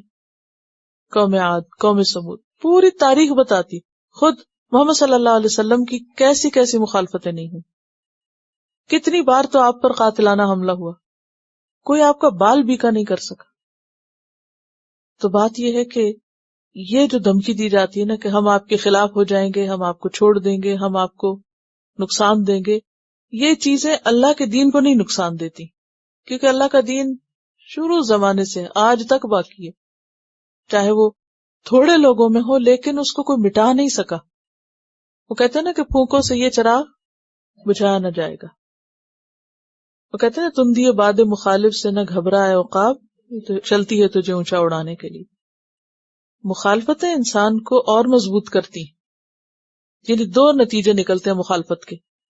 ایک یہ ہوتا ہے کہ انسان اس سے اور زیادہ پختہ ہو جاتا ہے، اور زیادہ اسٹرانگ ہو جاتا ہے. اور دوسرا کیا ہوتا ہے کہ انسان بیٹھ جاتا ہے. مضبوط کون ہوتا ہے؟ پختہ کون ہوتا ہے؟ جس کا یقین پختہ ہوتا ہے کہ جو میں کر رہا ہوں وہ صحیح ہے. اور بیٹھتا کون ہے؟ جو خود ڈاواں ڈول ہوتا ہے کہ پتہ نہیں میں ٹھیک کر رہا ہوں یا غلط کر رہا ہوں. تو ان الذین کفروا وصدوا عن سبیل اللہ وشاقوا الرسول، انہوں نے خود کفر کیا، دوسروں کو اللہ کے راستے سے روکا اور کھل کے رسول کی مخالفت کی، اس کے بعد کہ ان کے لیے ہدایت واضح ہو چکی تھی. لن یضر اللہ شیئا، اللہ کو ہرگز بھی نقصان نہیں دے سکتے. وسیحبط اعمالہم، اپنا ہی نقصان کریں گے. کیا کیے کرائے پہ پانی، ان قریب ضائع کر دے گا وہ ان کے اعمال کو. صرف منافقین بھی زکوٰۃ دیتے، نمازیں پڑھنے بھی آتے، بظاہر اسلام کے جتنے ظاہری کام تھے، ریچول سے وہ سب کر رہے تھے. تو کس قدر افسوس کی بات ہے نا کہ انسان محنت بھی کرے اور پھر وہ ضائع ہو جائے. پھر فرمایا یا ایھا الذین آمنو، اے لوگو جو ایمان لائے ہو، اطیعوا اللہ و اطیعوا الرسول، اطاعت کرو اللہ اور اطاعت کرو رسول کی. ولا تبطلوا اعمالکم، اور نہ تم ضائع کرو اپنے اعمال کو، نہ باطل کرو اپنے اعمال کو. کیسے؟ نافرمانی کر کے. اور ضائع کیسے کرتا ہے انسان؟ تفصیل کیا اس کی؟ کفر سے، نفاق سے، ریاکاری سے، من سے، عزا سے، کبیرہ گناہوں سے. ان الذین کفروا وصدوا عن سبیل اللہ ثم ماتوا، بے شک وہ لوگ جنہوں نے کفر کیا یعنی خود، وصدوا عن سبیل اللہ، اور دوسروں کو اللہ کے راستے سے روکا، ثم ماتوا، پھر وہ مر گئے اسی حال میں. کیونکہ ہوتا ہی ہے نا کہ جب انسان خود دین کے راستے پہ نہیں چلتا تو وہ اوروں کو بھی ادھر جانے سے روکتا ہے. جو خود چلتا ہے وہ اوروں کو بھی ساتھ لے کے چلتا ہے، اوروں کو بھی بلاتا ہے تم بھی آ جاؤ، وہ ہر دائیں بائیں ہر ایک کو ساتھ ملاتا ہے. اور جو خود نہیں جاتا وہ اوروں کے آگے بھی بند باندھتا ہے. تو یہاں اسی طرز عمل کی بات کی گئی کہ بے شک وہ لوگ جنہوں نے کفر کیا اور اللہ کے راستے سے روکا، ثم ماتوا، پھر وہ اسی کام میں مر گئے، اسی حال پہ مرے. وہم کفار، اور وہ کافر تھے. فلن یغفر اللہ لہم، پس ہرگز نہیں معاف کرے گا اللہ ان کو. جیسے جنگ بدر میں قریش کے لوگ مارے گئے تھے، وہ کیا کر رہے تھے؟ کفر کر رہے تھے اور پھر اوروں کو بھی اللہ کے راستے سے روک رہے تھے، یہاں تک کہ مدینہ میں پہنچ کر رہے سے مسلمانوں کو ختم کرنا چاہتے تھے، اور پھر ختم کرنے آئے تھے اور خود ختم ہو گئے. ثم ماتوا وہم کفار، ابو جہل بھی اسی میں مرا تھا اور بھی بہت سے. فلن یغفر اللہ لہم، کفر کی حالت میں مرنے والے کے لیے بخشش نہیں. فلا تہنوا، پس تم کمزور نہ پڑو. وہن کس کو کہتے؟ کمزوری. وتدعوا الی السلم، اور نہ تم بلاؤ صلح کی طرف، اور نہ تم بلاؤ صلح کی طرف. وانتم الاعلون، اور تم ہی بلند رہو گے، غالب رہو گے. واللہ معکم، اور اللہ تمہارے ساتھ ہے. ولن یترکم اعمالکم، اور ہرگز کم نہ کرے گا تمہارے اعمال کو، ہرگز ضائع نہ کرے گا تمہارے اعمال کو. یعنی مخالفتیں ہیں، منافقتیں ہیں، لیکن ان مشکل حالات میں حوصلہ نہیں ٹوٹنا چاہیے، بزدلی نہیں چاہیے. کیونکہ انسان جب اندر سے کمزور ہوتا ہے تو پھر کیا ہوتا ہے؟ عمل بھی کمزور ہو جاتا ہے. اور ایک بہت بڑا سبق ہے نا، دنیا میں اللہ تعالیٰ نے انسان کو چونکہ امتحان کے لیے بھیجا ہے، لہذا مشکل حالات تو ہمیشہ ہی رہیں گے. کسی نہ کسی طرح انسان کے اوپر کوئی نہ کوئی اندر یا باہر سے مشکل رہے گی. کبھی بھی حالات ایسے نہیں ہو سکتے جو بالکل آپ کے لیے ایکسیپٹیبل ہو، یعنی جس میں کسی قسم کی کوئی ٹربولنس نہ ہو، ہر چیز سموتھ ہو اور ہر چیز موافق ہو. یہ نہیں ہو سکتا. جب مشکلات ہیں تو پھر کیا کرو؟ ہمت پکڑو. فلا تہنوا، کمزور نہ ہو، ارادے نہ پست کرو. فلو عزم الامر، جب بات اسٹیبلش ہو جائے، مقصد واضح ہو جائے، جب زندگی کا ایک پروگرام بنا لو، تو پھر کوئی مخالفت کرے یا موافقت کرے، فائدہ ہو کہ نقصان ہو، جم کے رہو. صبح کے وقت میں تھوڑا واک پہ جاتی ہوں، ایک وقت مقرر کیا ہو، کیونکہ اگر وقت نہ مقرر کریں تو پھر رہ ہی جاتا کام. کل صبح ہم لوگ نکلے تو تھوڑی بجلی چمک رہی تھی. میں تو کوئی فور کاسٹ نہیں دیکھی تھی ویدر کی. تھوڑا سا آگے کے تو بہت بجلی اور چمکنے لگی، تھوڑا سا اور آگے کے تو اور تھنڈر اور گڑگڑاہٹ، اور پھر بارش شروع ہو گئی. لیکن ایک دفعہ میرے ذہن میں یہ خیال نہیں ہے کہ میں کیوں نکلی. میں نے کہا استقامت اسی چیز کا نام ہوتا ہے کہ جو کام کرنا ہے وہ کرنا ہے، اور وہ بجلی چمکنے میں بھی کرنا ہے اور وہ بارش میں بھی کرنا ہے. اتنی بارش تھی کہ جب میں گھر کے قریب پہنچی تو یہ لگتا تھا جیسے بہا کے سب کچھ لے جائے گی. بہت شدید قسم کی بارش تھی اور میں پوری پاؤں تک بھیگ گئی. لیکن ایک دفعہ بھی کوئی ناگواری نہیں گئی، کیونکہ جب آپ کو کوئی کام کرنا ہے تو پھر ڈرنا کس بات سے؟ اور کس بات سے سوچنا کہ ہائے کپڑے گیلے ہو گئے تو ہائے وہ بجلی چمک گئی تو ہائے بارش ہو گئی. اور آپ نے دیکھا ہوگا کہ یہ نہیں کہ صرف میں برف میں دیکھتی تھی، کچھ چائنیز ہمارے آس پاس واک کرتے تھے، آپ بلیو می جتنی چاہے برف کچھ وہ ضرور نکلتے تھے. تو ان کو دیکھ کے مجھے یہ آتا تھا کہ ڈٹرمنیشن اسی چیز کا نام، کچھ بھی اور وہ مس کر جائیں. اور ہمارا حال کیا ہوتا ہے، اچھا آج یہ ہو گیا چلو آج چھٹی کر لیتے ہیں، آج یہ مسئلہ ہو گیا آج کام نہیں کرتے، آج آرام کرتے ہیں. تو بات یہ ہے کہ کس دن حالات بالکل موافق ہوں گے. اگر آپ نے کام نہیں کرنا نا، ہر روز ایک آپ کو جینوئن ریزن مل جائے گی کام نہ کرنے کی، ہر روز 1001 بہانے ہو سکتے ہیں. لیکن جو چیزیں آپ سمجھتے ہیں کہ آپ کے لیے ضروری ہیں، ٹھیک ہے، ہر چیز تو اتنی درجے کی ضروری ہے، لیکن کچھ چیزیں ایسی ہوتی ہیں کہ جو آپ کے لیے فرض کے درجے میں ہے. مثلا نماز پڑھنا فرض کے درجے میں. آپ کا کیا خیال ہے، آپ فارغ ہوتے ہیں تو جب نماز پڑھیں؟ اگر آپ فراغت کو دیکھیں تو شاید کوئی بھی ایک نماز نہ پڑھ سکے، کیونکہ ہر وقت ہمیں کوئی نہ کوئی کام ہوتا ہے، اور کچھ نہیں تو آرام ہوتا ہے. تو بات یہ ہے کہ یہاں بھی کیا کہا جا رہا ہے کہ یہ ساری مشکلات تو ہوں گی، منافقتیں بھی ہوں گی اور مخالفتیں بھی ہوں گی اور اللہ کے راستے سے روکنے والے بھی ہوں گے، لیکن تمہیں کیا کرنا ہے، فلا تہنوا، دل نہیں چھوڑنا، کمزور نہیں پڑنا، وتدعوا الی السلم، اور ان مخصوص حالات کے مطابق پھر سمجھوتے نہیں کرنے. کیونکہ اب مسلمان جو تھے وہ ابھی کمزور حالت میں تھے، تو اہل مکہ جو کہ بار بار چڑھائی کر رہے تھے، تو عموماً یہ ہوتا ہے نا جب ایک ملک دوسرے کے اوپر یعنی کہ جنگ مسلط کرتا ہے تو دوسرے عام طور پر جنگ سے بچنے کے لیے بعض اوقات کیا کرتے ہیں، کمپرومائز کر لیتے ہیں. وہ نہیں کرنا. وَأَنْتُمُ الْأَعْلَوْنَ، اور تم ہی غالب رہو گے، بلند مرتبہ ہوگے. وَاللَّهُ مَعَكُمْ، اور اللہ تمہارے ساتھ ہے. تو اگر ہم چاہتے ہیں کہ اللہ ہمارے ساتھ ہو تو ایک اللہ کا ڈر اور دوسرے احسان کی روش، ہر ایک کے ساتھ اچھا، تو اللہ کی غیبی مدد آئے گی. وَلَن يَتِرَكُمْ أَعْمَالَكُمْ، اور پھر تمہارے عمل نہیں کم کرے گا، وہ پھر ضائع نہیں کرے گا عمل. کیونکہ پیچھے اتنی دفعہ عمل ضائع ہونے کی بات ہوئی نا، تو یہاں بتایا کہ پھر عمل نہیں ضائع ہوں گے. کب؟ جب تم سستی نہیں کرو گے، جب تم ڈٹرمنیشن میں کمی نہیں کرو گے. وَلَن يَتِرَكُمْ أَعْمَالَكُمْ، اور یترکم کا لفظ کس سے ہے؟ وَتَرَ یتر، وطر سے. وطر جو ہوتا ہے وہ جفت کے مقابلے میں طاق ہوتا ہے، ایک ہوتا ہے. یعنی دو، یہ چار، تو دو میں سے ایک کم ہو تو ایک بنتا ہے نا وطر. چار میں سے ایک کم ہو تو تین رہتے ہیں نا، تین وطر ہوتے ہیں نا، چار تو نہیں وطر ہوتے. تو جفت کیا ہوتا ہے؟ دو، اور طاق کیا ہوتا ہے؟ ایک.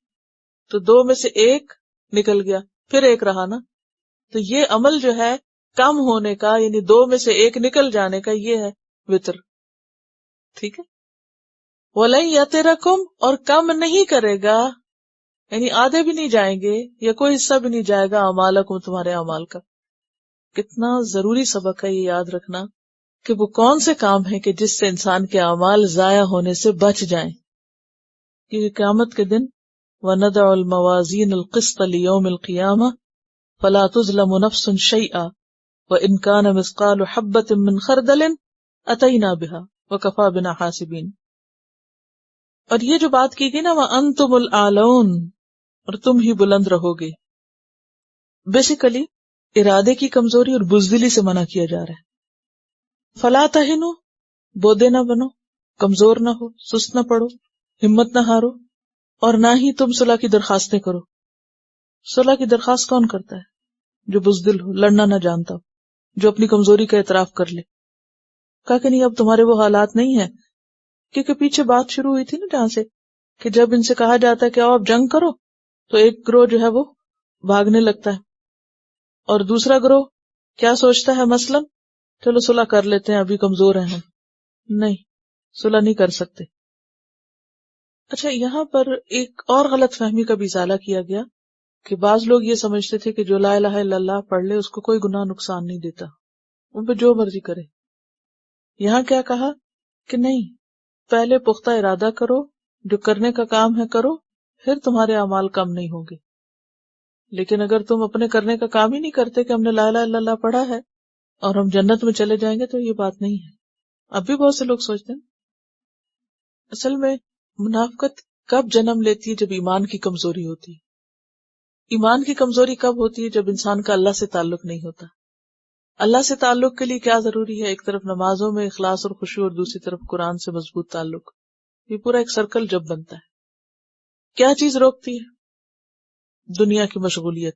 فرمایا انما الحیات الدنیا لعب و لہو. قرآن کے تدبر سے، دین کے لیے فرم ہونے سے کیا چیزیں روکتی ہیں؟ یہ دنیا. اور ہے کیا وہ؟ انما، سوائے اس کے نہیں، الحیات الدنیا، دنیا کی زندگی، لعبن، ایک کھیل، ولہون، اور مشغولیت. لہو کیا ہوتا ہے؟ جس میں انسان اس طرح کھو جائے کہ اس سے اہم چیز بھول جائے، اس کی طرف سے غافل ہو جائے، جو انسان کو اپنے اندر خوب مشغول کر لے. تو دنیا کی زندگی کیا ہے؟ ایک انٹرسٹنگ کھیل ہے بس. آپ نے دیکھا گا ملاحی کا مطلب آتا ہے آپ کو؟ ملاحی کیا ہوتا ہے؟ کوئی عرب ملک میں نہیں رہا آپ میں سے؟ بچوں کے جھولے وغیرہ جہاں لگے ہوتے ہیں اس کو کیا بولتے ہیں؟ ملاحی بولتے ہیں. تو ملاحی ہوتے ہیں جہاں بچوں کے جھولے وغیرہ اور یہ جو فن لینڈ جو ہوتے ہیں نا، جہاں رائڈز وغیرہ ہوتی ہیں، اس کو ملاحی بولتے ہیں. تو اس کو بھی ملاحی کیوں کہتے ہیں؟ کہ ایک دفعہ آپ بچوں کو وہاں چھوڑ دیں، پھر آپ ان سے کہیں اتنے ٹائم پہ واپس آؤ. اگر آپ ونڈرلینڈ کبھی لے کے گئے ہوں بچوں کو، تو ان کو جمع کرنے میں، ڈھونڈنے میں، اور وہاں سے نکالنے میں، پل آؤٹ کرنے میں کتنا وقت لگتا ہے. ایک ملتا ہے تو دوسرا گم جاتا ہے اور نکلنے کا نام نہیں لیتے وہاں سے. تو اصل میں وہ جھولے اور وہ کھیلے اپنے اندر بچوں کو اتنا مشغول کر لیتی ہیں کہ ان کے نزدیک ہر رائڈ پر جانا فرض ہے، کیونکہ اس کے بغیر ٹکٹ وصول نہیں ہوگا. تو ہم بھی کیا چاہتے ہیں کہ اس دنیا کے ایک ایک کام میں گھس جائیں اور ایک ایک چیز کو انجوائے کر کے چھوڑیں. کوئی بھی چیز چھوٹے کیوں؟ دوسری طرف تو دنیا میں نہیں آنا، سب کچھ کر کے ہی مرے. اب ہم یہ چیز نہ دیکھیں، اس کو انجوائے نہ کریں، اس کا مزہ ہی نہ چکھیں، اس میں سے گزرے ہی نہ، کیسے چھوڑ دیں؟ اب یہ جب شوق پڑ جاتا نا انسان کو کہ ہر فن مولا ہو اور ہر چیز ٹرائی کرے، اور ہر بس کسی بھی چیز کا جو کریز ہو جائے تو بس یہ بھی کر لے اور وہ بھی کر لے اور وہ بھی کر لے کہ کہیں کوئی کسر رہ نہ جائے. تو یہی کیفیت اللہ کی، یعنی آخرت میں تو ان چیزوں کی کوئی ویلیو نہیں ہے. تو بات یہ ہے کہ دنیا کے اندر اللہ نے ایسی اٹریکشن رکھی ہے کہ وہ انسان کو اپنے اندر ایسا مشغول کرتی ہے، ایسا مشغول کرتی ہے کہ کوئی اینڈ نہیں ہے. رات ہوتی ہے نا جب، تو آپ بس چھوڑ دیتے ہیں نا، جو چیزیں جہاں ہوتی ہیں بس چھوڑ دیتے ہیں، تب چھوٹتی ہیں. ورنہ اگر آپ یہ کہیں کہ میں نے سب کچھ پورا کر لیا تو پورا نہیں ہو سکتا. یعنی اتنی مشغولیت ہے. تو لہو کا لفظ یہاں بیسیکلی مشغولیت کے لیے آیا. یعنی یہ دنیا کی زندگی انسان کو اپنے اندر اتنا آکیوپائیڈ کر لیتی ہے، اتنا انوالو کر لیتی ہے، اتنا زیادہ اپنے اندر مصروف کر لیتی ہے کہ اس سے اہم چیز کی طرف توجہ کرنے کو وقت ہی نہیں. ایک دوڑ ہے نا جو لگی ہوئی ہے. یہ ہے دنیا کی زندگی. انما الحیات الدنیا لعب و لہو. اور پھر لائب کہہ کے کیا بتایا کہ جس طرح ایک کھیل کے وقت انسان کو لگتا ہے کہ جیسے کوئی بھی میچ چل رہا ہو تو کیا لگتا ہے سب کو کہ یہی اینڈ آف دا ورلڈ ہے، یہی زندگی ہے، یہی موت ہے، یہ ختم ہو گیا تو معلوم نہیں کیا ہوگا، یہ اس میں ہار گئی، یہ پیچھے رہ گئی، یہ گول نہ ہوا تو پتہ نہیں کیا ہوگا. حالانکہ میں کبھی غور کرتی ہوں تو میں سوچتی ہوں کہ اس سے ہوگا کیا؟ اگر ہو بھی جائے تو کیا ہوگا، اور اگر نہ ہو تو کیا ہوگا؟ یعنی میری واقعی عقل میں نہیں آتی یہ بات، اور مجھے کبھی لیسٹ انٹرسٹ نہیں ہوا، نہ کبھی پتا ہوا کیا ہو رہا ہے، کیونکہ میں رجسٹر نہیں کر پاتی. یعنی کس قدر حماقت کی بات ہے کہ ایک بال کے پیچھے دوڑتے جاؤ. آپ کدھر بھاگ رہے ہو؟ کس کے پیچھے بھاگ رہے ہو؟ اس کے پیچھے. کیا چیز ہے یہ؟ کیا قیمت ہے اس کی؟ اگر تمہیں مل گیا تو کیا نکلے گا اس میں سے؟ جو عمل ہے، جو کام ہے، جس چیز کے پیچھے اتنے بڑے بڑے صحت مند عقل مند دوڑے جا رہے ہیں، وہ کیا چیز ہے جس کے پیچھے دوڑ رہے ہیں؟ سب لڑ رہے ہیں، مر رہے ہیں، پتہ نہیں کیا کیا کر رہے ہیں. تو دنیا بھی یہی ہے، اس چیز کے پیچھے لڑ رہے ہیں، مر رہے ہیں. یہ کوئی چیز ہماری کیوں لے گیا، وہ کیوں ٹوٹ گئی، یہ کیوں گم گئی، ایک چیز کا غم ہے دوسرے کا، یہ اس کے پاس کیوں چلی گئی، اس کے پاس مجھ سے بہتر کیوں آ گئی، اور مجھے ابھی تک فلاں چیز کیوں نہیں ملی. انہی چیزوں کے غم کھاتے کھاتے اور انہی چیزوں پہ کڑتے روتے پریشان ہوتے، جو کرنے کا کام اس کے لیے وقت ہی نہیں رہتا. تو انما الحیات الدنیا لعب و لہو. اچھا ہوتا کیا جب گیم ختم ہوتی ہے، کھیل ختم ہوتا ہے، پھر اس کے بعد چند گھنٹے کے بعد جا کے اسی لان کو، اسی بال کو دیکھیں وہ کہاں تشریف فرما ہوتے ہیں. وہ بال جس کے پیچھے دوڑے تھے اس کا کیا اینڈ ہے، وہ کہاں پڑا ہوا ہے، گاربیج میں. کوئی وہاں کچھ چڑیا نہیں پڑکتی نظر آتی، وہ سب کھلیان ہوا پڑا ہوتا ہے. تو اس کے برعکس وہ ان تؤمنوا، اگر تم ایمان لے آؤ، وہ تتقوا، اور تم تقوی اختیار کرو، یعنی تمہاری کوششیں کس کے لیے ہو، ایمان کی مضبوطی اور اضافے کے لیے، تقوی کے لیے. یؤتکم اجورکم، وہ دے گا تم کو تمہارے اجر. اجور اجر کی جمع، بہت سارے ڈھیروں ریوارڈز ملیں گے اور ایوارڈز ملیں گے. یؤتکم اجورکم، اور وہ اللہ کی طرف سے ملیں گے. ولا یسألکم اموالکم، اور وہ نہیں مانگے گا تم سے تمہارے مال جو تم دنیا میں کمانے میں لگے ہوئے ہو. ان یسألکموہا، اگر وہ مانگ لے تم سے ان کو، یہ کمو جو ہے نا اشباع کا ہے، اگر ہم منہ نہ پڑھیں تو اس یسألکمہا ہے تو پھر وہ خوبصورتی نہیں پیدا ہوتی کلام میں. فیحفکم، یحفکم کا لفظ جو ہے یہ حفا سے ہے، کسی چیز کی طلب میں مبالغہ. پھر وہ زیادتی کرے یا زیادہ لے تم سے، تب خلو، تو تم بخل کر جاؤ گے. وَيُخْرِجُ أَضْغَانَكُمْ، اور وہ نکال لائے گا تمہارے کینے، بغض، جو دین کے لیے ہوں یا اللہ کے راستے میں خرچ کرنے کے لیے. یعنی اللہ تم سے تمہارے مالوں کا سوال نہیں کرتا، تم کس کے لیے اتنا کما رہے ہو، کس کے لیے اتنا سمیٹ رہے ہو. اور بات یہ ہے کہ اگر اللہ تم سے یہ کہے جو کماتے ہو سارا لے آؤ، تو پھر تمہارا حال کیا ہوگا؟ تب خلو، تم بخل کر جاؤ گے، بالکل نہیں دو گے، چاہے جتنے بڑے بڑے دعوے مرضی کرو. وَيُخْرِجْ أَضْغَانَكُمْ، اور اس طرح تمہارے دلوں کا حال، کینہ اور تمہارے دلوں کی جو کیفیت ہے وہ سب سامنے آ جائے گی. لیکن obviously حضرت ابوبکر صدیق رضی اللہ تعالیٰ عنہ جیسے اور دوسرے جنہوں نے سب کچھ دیا اور خوشی سے دیا، وہی سچے مومن تھے، وہی صدیق تھے. لیکن باقی سب کا یہ حوصلہ نہیں ہو سکتا کہ وہ اللہ کی راہ میں سب کچھ دینے کو تیار ہو جائے. تو اس لیے لا یکلف اللہ نفسا الا وسعها. ہاں انتم ہؤلاء، یہ تم وہ لوگ ہو، تدعون، تم بلائے جاتے ہو، لتنفقوا فی سبیل اللہ، کہ تم اللہ کی راہ میں خرچ کرو. تو کیا ہوتا ہے؟ فمنکم من یبخل، تو تم میں سے کوئی ایسا ہے جو بخل کرتا ہے، یعنی اللہ کے راستے میں نہیں دیتا. اب اس موقع پر جو جنگ ہو رہی تھی یا دین کی خاطر ہر بار تقاضا ہی ہوتا تھا نا. ظاہر ہے کہ مدینہ کی اسٹیٹ کی کوئی آمدنی تو نہیں تھی، نہ وہاں ٹیکسز تھے اور نہ ہی وہاں کوئی اور ایسا ذریعہ تھا کہ جس سے سرکاری خزانے میں بہت کچھ ہو، اور پھر جب اس ملک پر کچھ حملہ ہو یا کچھ تو سرکاری خزانے سے خرچ کر کے اسٹینڈنگ آرمی بھیج کے دفاع کیا جائے. ایسا تو کوئی ارینجمنٹ نہیں تھا. جب حملہ ہوتا تھا تو مال کہاں سے آتا تھا؟ گھوڑے کس کے ہوتے تھے، اونٹ کس کے ہوتے تھے، تلواریں کس کی ہوتی تھی؟ پرسنل لوگوں کی اپنی ذاتی چیزیں تھیں جو اٹھا کے لے آتے تھے اور انہی سے لڑتے تھے، انہی کو استعمال کرتے تھے. تو اسی کی طرف اشارہ ہے، تم وہ لوگ ہو، تمہیں کہا جاتا ہے آؤ اللہ کے دین کا دفاع کرنے کے لیے خرچ کرو، تو تم میں سے بعض ایسے ہیں کہ اس وقت مٹھی بند کر لیتے ہیں. فَمِنْكُمْ مَن يَبْخَلْ، تو بعض ایسے ہیں تم میں سے جو اس وقت عین شدید ضرورت کے وقت نہیں دیتے. اور جو نہ دے، وَمَن يَبْخَلْ، جو بھی بخل کرے گا، فَإِنَّمَا يَبْخَلُ عَن نَفْسِهِ، تو وہ دراصل اپنے نفس سے، اپنے آپ سے بخل کرے گا. وہ کیسے؟ اپنے سے بخل کرنا، ہم تو اپنے لیے بچا کے رکھ رہے ہیں، اجر سے محروم کر کے. یعنی دراصل وہ خود کو اجر سے محروم کر لے گا. یعنی ہم نے اجر سے بخل کر لیا نا، خود کو اجر نہیں دیا. واللہ الغنی، اور اللہ بے نیاز ہے، کس سے؟ تمہارے مال سے، تمہاری جمع پونجی سے.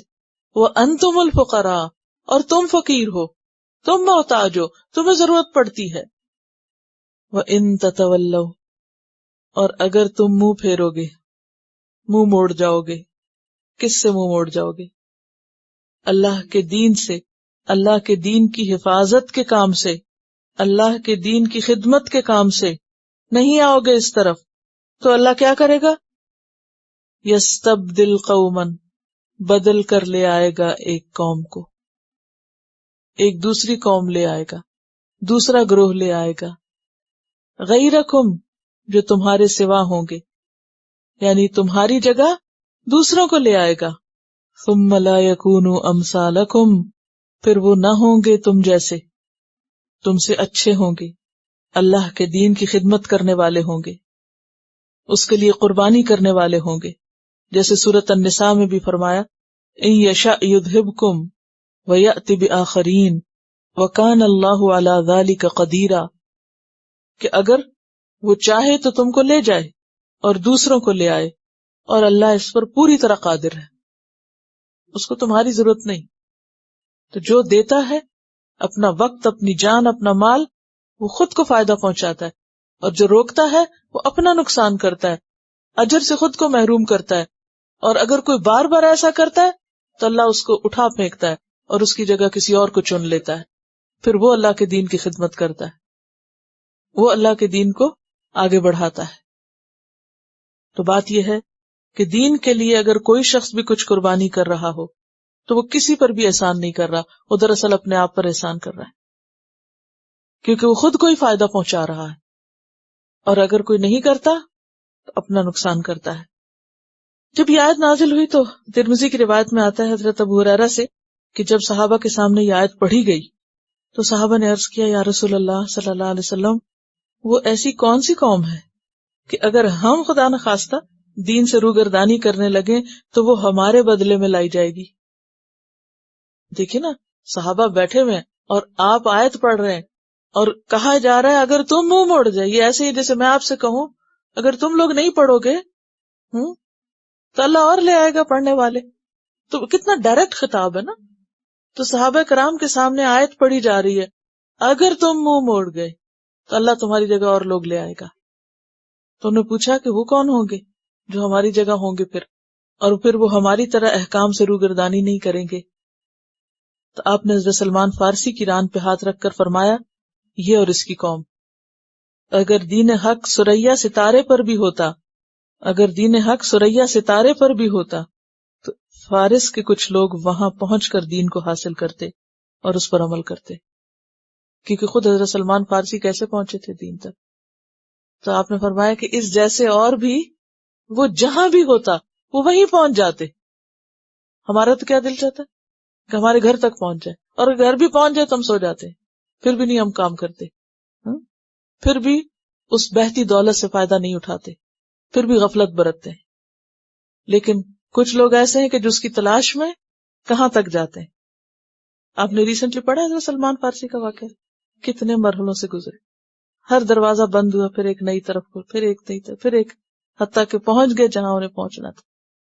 تو کتنی شدید دھمکی ہے، اگر تم نے نہیں یہ کیا، کس طرح جھنجھوڑنے والا انداز ہے، تو پھر اللہ کسی اور کو یہ کام دے دے۔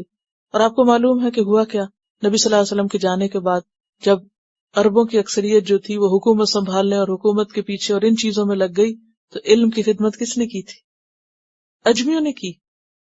امام بخاری ہوں، امام مسلم ہوں، ترمذی ہوں، نسائی ہوں، ابو داؤد ہوں، سب عجم ہیں، کوئی عربوں کے گھر پیدا نہیں ہوا، کسی کی زبان عربی نہیں تھی ماں باپ کی، سب دوسرے تھے، وہ آگے بڑھے، انہوں نے عربی سیکھی، انہوں نے دین سیکھا، اور انہوں نے دین کی وہ خدمت کی جو عربوں نے نہیں کی۔ تو بھلے ہماری اپنی زبان میں قرآن کیوں نہ ہو، لیکن ضروری نہیں ہوتا کہ جس شخص کو ہر سہولت میسر ہو وہی دین کا خوب کام کرے گا۔